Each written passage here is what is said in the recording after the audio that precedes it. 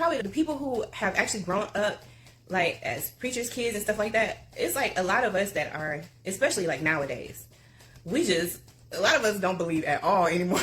Like, child, a lot of us do not believe at all anymore. And it was our parent, the pastors of the church that everybody just revered and was like, oh, this person is just hearing straight from God. It's their kids that are just like, I don't even know if I believe in God anymore because of how I grew up with the pastor.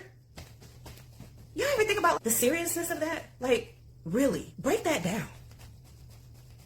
Some of us who were kids of pastors do not even believe anymore. That's deep. That is really deep. Now, I'm not saying I don't believe anymore, okay? So let's not go there, okay? But my beliefs have definitely changed. They have definitely changed.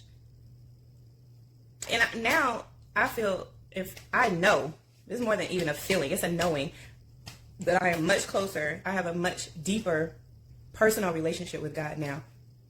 And I don't believe that the God that I was taught is the same God that I believe in now. He's not the same person. It's not even a person, but it's not the same being. It's not. Because I can't get with the God that I was taught to believe in. I just can't. I can't get with it. I can't. And there's so many things in the Bible that just disturbs me so bad, like to my core, y'all. And I think that if most of us was really being honest about it, there's a lot of disturbing stuff in there. I don't even think the Bible was like written for women at all.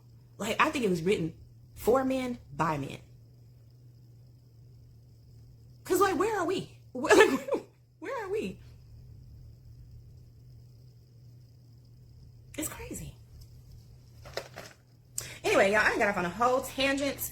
I think this, just me saying this and talking like this right now, this is major for me, y'all. Because I stayed away from conversations about religion. For a while, I stayed away from conversations about politics. But like this last presidential season, / voting season, I did put out a little short series. I didn't even put them all out because it just didn't feel comfortable for me. Even though all I was saying was like, no matter what you choose, right, politically, and I didn't really care what you chose. I always just said, take discernment to the voting booth with you. Make sure discernment is a part of your process.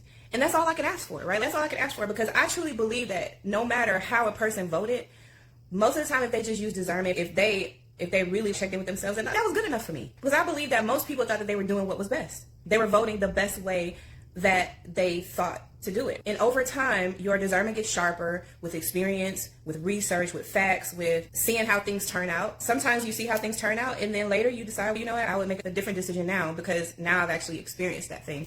And so now I have a better insight. So I have a little bit more tools in my discernment toolbox. And that was always the stance that I took with that. It is the same way with religion. Like, as long as you feel like you're doing the right thing, okay. My only stance was like, I don't want you to be manipulated. I don't want you to be like exploited and used and abused, because that's what comes with it. A person doesn't just manipulate you for your best interest. Like, they don't do that. Like, why would they? Because if it's for your best interest, you should be making that decision, and you shouldn't need to be manipulated to do it.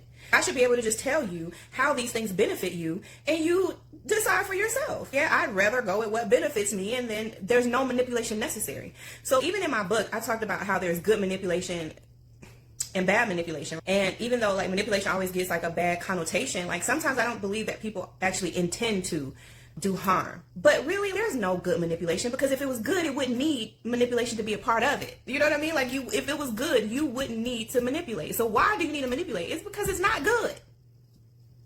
It's because it's not good. And we can spin it any way we want to. We can tell people that we're manipulated because we feel like it's for you to go to heaven. It's for your spiritual health. It's for this, that, and the third. But if it was, then you wouldn't need to manipulate me to do it. You wouldn't need to manipulate me to believe it. There is no good manipulation. Not when you're dealing with people. Because we all have free will. We are all supposed to make our own decisions. Which is why God equipped us with discernment, so that we just make the best ones that we possibly can, using the tools that we have available to us. And why would I need to manipulate you for that? I just wouldn't. This guy was asking me one time about, he said he was trying to get this other guy to come to church with him. And the guy didn't want to come, but he just so happened to know that this girl that the guy is interested in goes to that same church, right? So he was like, I've been trying to like get him to come to church, and I've been telling him, hey, the girl that you like, come here and stuff like that. And we got into the whole conversation about manipulation, and he felt like he's trying to get somebody to come to church, so that's for their that's for their good, right? That's for their best interest to come to church. I was like, who are you to decide that? Because if it was good, then you wouldn't need to manipulate. That's my basic premise, right? If it's good, you don't need to manipulate to do it. So this guy coming to church, you're trying to manipulate him to come to church by enticing him with a girl that he likes or whatever these other reasons. But if it was just good for him to come to church, then that should just be enough. There is no good manipulation. And my distinction between the two was a person's intention, because I was like, if a person doesn't intend harm, doesn't intend for it to be bad, really believes that they're acting in your best interest, then that's what determines the difference between good and bad manipulation. But that's just like it's a justification for something that really isn't good. We'll just put a little good spin on it so it's not as bad, but it's bad. And I just feel like you shouldn't be manipulated. You should be given the facts, and you make the decision. If you don't want to make the decision that's in your best interest, then that's your decision. But why am I over here plotting and planning and scheming for your benefit? It's just that you really can't justify it that way. You really just can't. You can't. You can try, but you can't. It's gonna fall flat. Because it's like, you could just give me the facts. You could just tell me what's up, and then I decide. And then whatever I decide, whatever it is, you honor and you respect it. Just saying.